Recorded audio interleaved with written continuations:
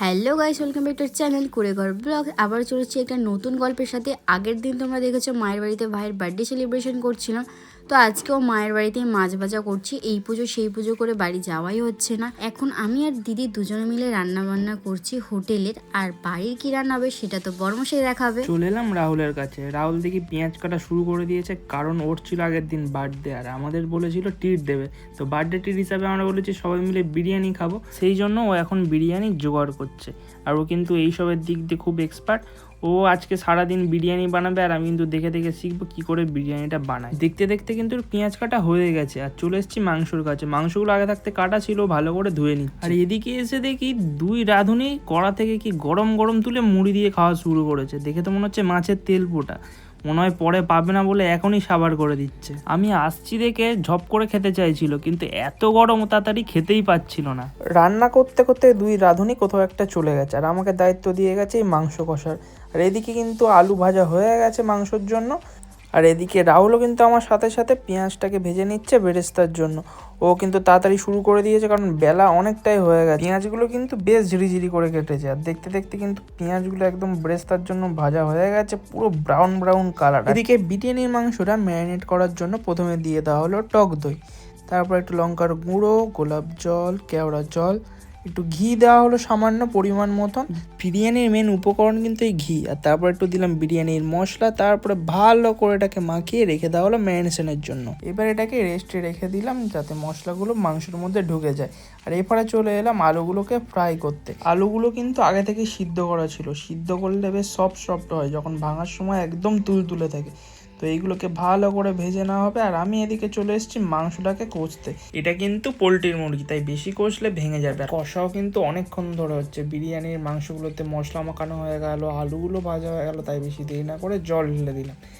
তরকারির কালারটা কিন্তু সেই দারুণ এসছে আর সেন্টটাও খুব দারুণ হয়েছে। এদিকে মাংসর গন্ধ পেয়ে চলে এসছে কোথা থেকে আমার পিছনে কাটি করতে। আর এদিকে মাংসগুলো ভেজে নেওয়া হচ্ছে, মানে বিরিয়ানির মাংসগুলো। আর রাহুল কিন্তু বিরিয়ানির ফুল দায়িত্বে। দেখি আজকে বিরিয়ানিটা কেমন বানায়, মনে তো হচ্ছে দারুণ হবে।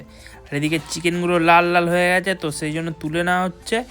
চিকেনগুলো সবই প্রায় ভাজা হয়ে গেছে, দেখতে পাচ্ছ এক গামলা হয়েছে। ওহ যা লাগছে না, দারুণ লাগছে। চিকেন ভাজার গন্ধে তো আমার পেট পুরো একদম খালি হয়ে গেছে, তাই জন্য কামড়া কেটে নিচ্ছি। এমনিতেও বিরিয়ানি হতে হতে 3টে তো মনে হয় বেজেই যাবে, আর যা খিদে পাচ্ছে। এদিকে বানিয়ে নেওয়া হচ্ছে বিরিয়ানির গ্রেভিটা। গরম তেলের মধ্যে দিয়ে দিল আদা রসুনের পেস্ট। আদা রসুনের পেস্টটা একটু ভাজা ভাজা হয়ে যাওয়ার পর দিয়ে দেওয়া হলো চিকেনে সেই ম্যারিনেশন করার যে মশলাটা ছিল, তার মধ্যে জল দেওয়া হয়েছে। জল দিয়ে আর এই কড়ার মধ্যে ঢেলে দেওয়া হলো। আর এইবারে দিয়ে দেওয়া হবে চিকেনটা। গ্রেভিটার মধ্যে চিকেনটা দেওয়ার কারণ কিন্তু চিকেনটা খুব সফট হবে, কারণ এর ভিতরে সব যে মশলাগুলো সবগুলো ওর মধ্যে ঢুকে যাবে। আর এদিকে দেখছো জল গরম বসিয়ে দেওয়া হয়েছে চালের জন্য, মানে ভাতটা হবে আর কি। আর এর মধ্যে কিন্তু নুন দেওয়া হয়ে গেছে, গরম মশলা দেওয়া হয়ে গেছে।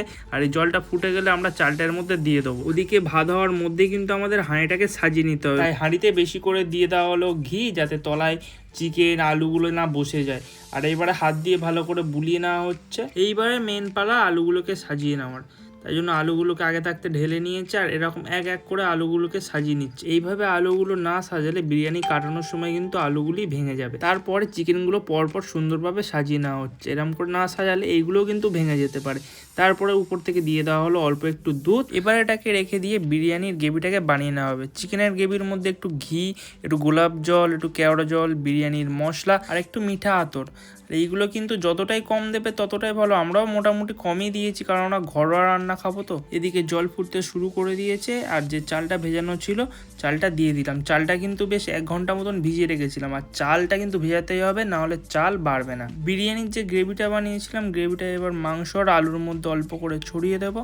বিরিয়ানিটা যখন দমে বসানো হবে তখন এই গ্রেভিটাই তলায় ফুটবে, আর এই গ্রেভিটার ভাবে পুরো বিরিয়ানিটা দারুণভাবে হবে। এইবারে কিন্তু উপর থেকে একটু দিয়ে দেওয়া হলো খোয়া ক্ষীর। খোয়া ক্ষীর দিলে কিন্তু টেস্টটা কিন্তু আলাদাই হয়। তারপরে চলে আসলো বিরিয়ানির মশলা। এটা কিন্তু ঘরে পেশাই করা বিরিয়ানির মশলা। তারপরে ছিল যে বেরেস্তা, সেই বেরেস্তায় দিয়ে দেওয়া হলো। মাংস আর আলু দিয়ে তো হাঁড়িটা সাজানো কমপ্লিট হয়ে গেছে। এইবার দিতে হবে ভাত।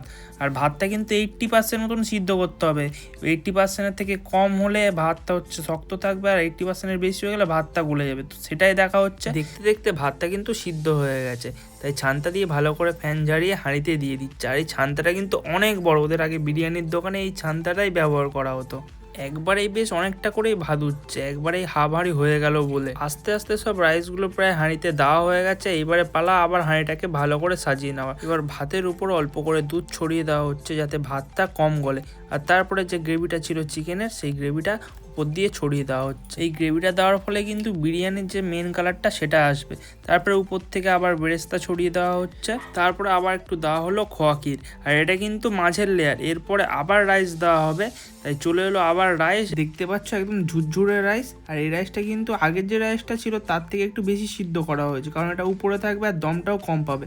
আর উপর দিয়ে দেওয়া হলো দুধ। এবারে ভাতটাকে সুন্দর করে ফের সাজিয়ে নেওয়া হবে আগের মতন প্রসেস। আবারও চিকেনের গ্রেভিটা উপর থেকে দেওয়া হচ্ছে। আর এই গ্রেভিটাই কিন্তু বিরিয়ানির আসল টেস্টটা এনে দেবে। চিকেনের গ্রেভিটা বিরিয়ানিতে পুরোটা দেওয়ার পরে দেখতে পাচ্ছ পুরো কালারটা কিন্তু দারুণ এসছে। এই যে হলুদ জলটা দেওয়া হচ্ছে এর মধ্যে কিন্তু দুধ আর একটু হলুদ মেশানো আছে, কারণ বিরিয়ানির হলুদ কালারটা আনার জন্য। তারপর একটু ঘি, বিরিয়ানির মশলা, বেঁচে থাকা বেরেস্তা সব কিছুই দেওয়ার পরে তারপরে একটু গ্রেট করে দেওয়া হলো খোয়া ক্ষীর। খোয়া ক্ষীর দিলে কিন্তু বিরিয়ানির আলাদাই টেস্ট আসে। তারপরে হাঁড়িটা বন্ধ করে বসিয়ে দেওয়া হলো দমে। আধ ঘন্টা 45 মিনিট মতন দম দেওয়া হবে। প্রথমে গ্যাসের ফ্লেমটা একটু জোরে দেওয়া হবে যাতে ভিতরে সব কিছু গরম হয়ে যায়। তারপরে একদম কম দিয়ে আমরা 45 মিনিট মতন দমে দেবো। আর যতক্ষণ দম হবে বিরিয়ানি ততক্ষণ আমরা স্নান করে চলে আসছি, এসে দেখা যাবে বিরিয়ানিটা কেমন হয়েছে। বিরিয়ানি লাভাতে একটু দেরি আছে, তাই এই স্যালাডগুলো কেটে নিলাম। শসা পেঁয়াজ সুন্দর করে কেটে নিয়েছি। তারপরে আমি আর পিচকে বেরিয়ে পড়েছি কলা পাতা খোঁজার জন্য। কলা পাতা খুঁজতে পিছনের বাগানেই চলে এসেছি। কলা পাতায় কিন্তু গরম গরম বিরিয়ানি খাওয়ার আলাদাই মজা। তাই দেখে দেখে একটা কচি কলা পাতা কেটে নিয়েছি পুরো মাঝখান থেকে, যাতে একটা পাতার মধ্যে আমাদের সবার হয়ে যায়। ওভেন থেকে বিরিয়ানির হাঁড়ি লাগানো হয়ে গেছে আর নিয়ে চলে এসেছি খাওয়ার জায়গায়। তো এবার খোলা হবে বিরিয়ানির হাঁড়ি। আর বিরিয়ানির হাঁড়ি খুলতেই একদম সুন্দর সেন্ট একেবারে ঘর মাখা মাখা হয়ে গেল। এবার সবাই মিলে বসে পড়বো আমরা খেতে। আর আমাদের কিন্তু তস হয়েছে না, তো পারদি লেগে গেছে বিরিয়ানির হাঁড়ি কাটাতে, কারণ বিরিয়ানির হাঁড়ি সবাই কাটাতে পারে না, কারণ একটু এদিক ওদিক হলে মাংসগুলো ঘেঁটে যাবে আর আলুগুলো ভেঙে যেতে পারে। তাই দায়িত্বটা পারদিকেই দেওয়া হয়েছে। পারদি কিন্তু খুব সুন্দর বিরিয়ানি কাটাতে পারে, কারণ পারদিদের দোকানে পারদিই বিরিয়ানি কাটাতো। ওদিকে পারদি বিরিয়ানি কাটাচ্ছে আর এদিকে আমার পিচকে কলা পাতাগুলোকে ভালো করে পিস করে কেটে সবার জন্য পাতা এক এক করে বিছিয়ে দিচ্ছে। আর তারপরে চলে এসছে আমাদের বিরিয়ানি, স্যালাড। তো আমি বসে গেছি খেতে। আমি বলছি দাও দাও, আমার খুব খিদে পেয়েছে। তাই প্রথমেই আমাকেই দিয়ে দিল বিরিয়ানি। এমনিতেই যা সেন্ট বেরোচ্ছে আমি আর তো তস হইতে পারছি না, আর খিদেও পেয়েছে কারণ অনেকটাই বেলা হয়ে গেছে। এইদিকে একে একে সবার দেওয়া হচ্ছে। এদিকে পিচকে তো আর তস হয়েছে না, জিভ দিয়ে মনে হয় জল চলে আসছে। তো খেয়ে বলবে কেমন হয়েছে, বলো তো দেখি কেমন হয়েছে। এত টেস্টি হয়েছে না, দারুণ। গালে দিতে একটা আলাদাই স্বাদ। খাওয়া দাওয়া করে আমরা বিকেল বিকেল বেরিয়ে পড়েছি আইসক্রিম খাওয়ার জন্য। আমি তো তখনই বলছিলাম চলো চলো, কিন্তু তখন নিয়ে আসিনি। 1 ঘন্টা পর আমাকে নিয়ে এসছে। আইসক্রিম দোকানের দোকানদারগুলো কাজ করছিল, তাই জন্য আমাদেরই বললো আইসক্রিমগুলো বার করে নিতে। বর্মশাই তাড়াতাড়ি করে 4টে আইসক্রিম বার করে নিয়েছে। আসলেই আমরা 5 জন, কিন্তু একজন এখন লাপাতা হয়ে গেছে। তো এই 4টে আইসক্রিম আমরা 4 জন খাবো। একটা খাবে বর্মশাই, একটা খাবে আমার ভাই, একটা আমি, একটা দিদি। এই যে আইসক্রিমটা আমরা নিয়ে এসেছি, এটাই নিয়ে আসি তা নয়, আমরা একটা কাজু ফ্লেভারে নিয়ে আসি। এটা হচ্ছে পেস্তা ফ্লেভারের রাজস্থানি কুলফি। আমি তো বর্মশাইকে বলছিলাম তোদের জন্য আমি রাজস্থান থেকে আইসক্রিম নিয়ে এসেছি। আইসক্রিমের দামটা কম হলেও আইসক্রিমটা কিন্তু বেশ টেস্টি। ভাই তো এই আইসক্রিমটা খায় না, ভাই দেখে হাসাহাসি করছে, বিশ্বাস করছিল না। পরে খেয়ে বেশ বলল ভালো।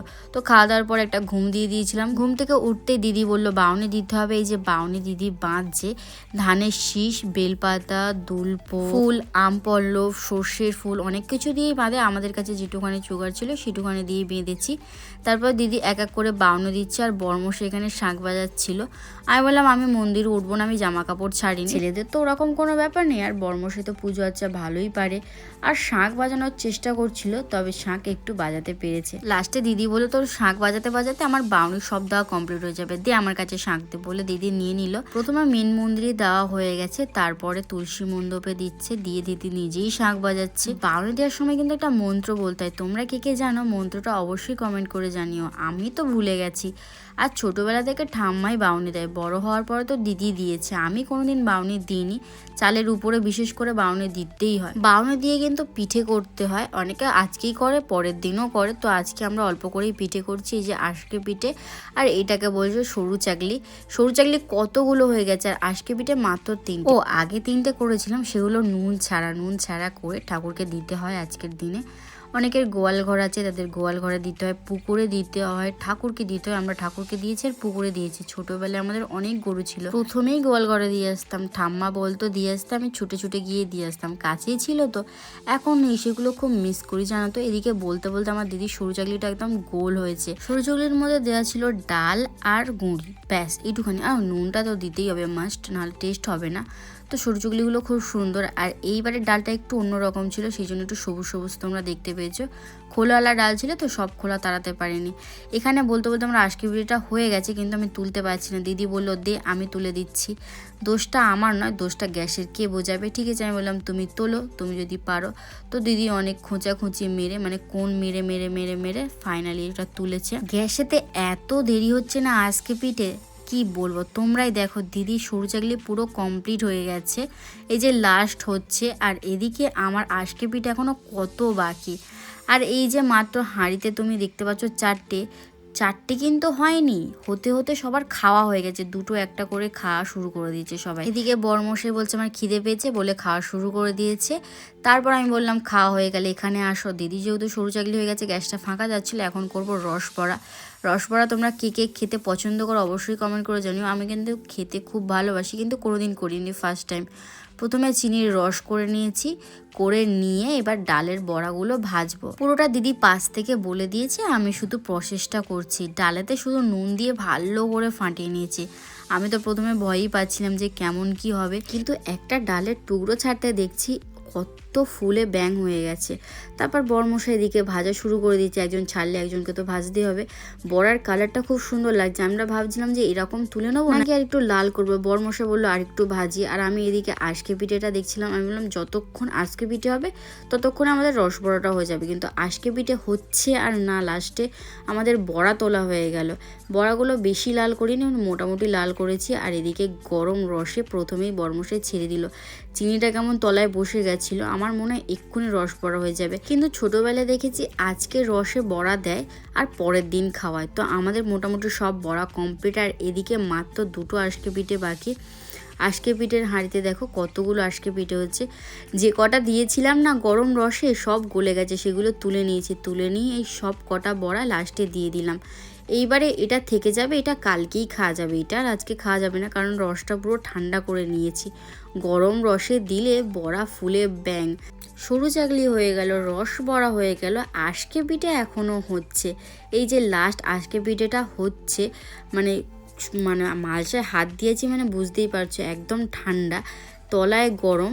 আজকে পিঠেটা দেখো চারিদিকে পুড়েও গেছে, কিন্তু উঠছে না। গ্যাসে করলে এত সমস্যা, কি বলবো, তবুও তুলতে হবে লাস্ট। আমার আর ভালো লাগছে না, বিরক্ত লাগছে। ওই যে উঠে গেছে চোগলা। উফ শান্তি। সন্ধ্যে থেকে কাজ করে করে পাগল হয়ে যাচ্ছি। পিঠে করা যে কত কষ্টের, যারা করে একমাত্র তারাই জানে। আমার আর শরীর টানছে না, এবার খেয়ে দিয়ে ঘুমিয়ে পড়বো। তোমাদের ভিডিওটা কেমন লেগেছে তোমরা অবশ্যই জানিও। ভিডিওটা ভালো লাগলে লাইক কমেন্ট শেয়ার সাবস্ক্রাইব করে দিও। দেখা হবে নতুন গল্পের সাথে। টাটা।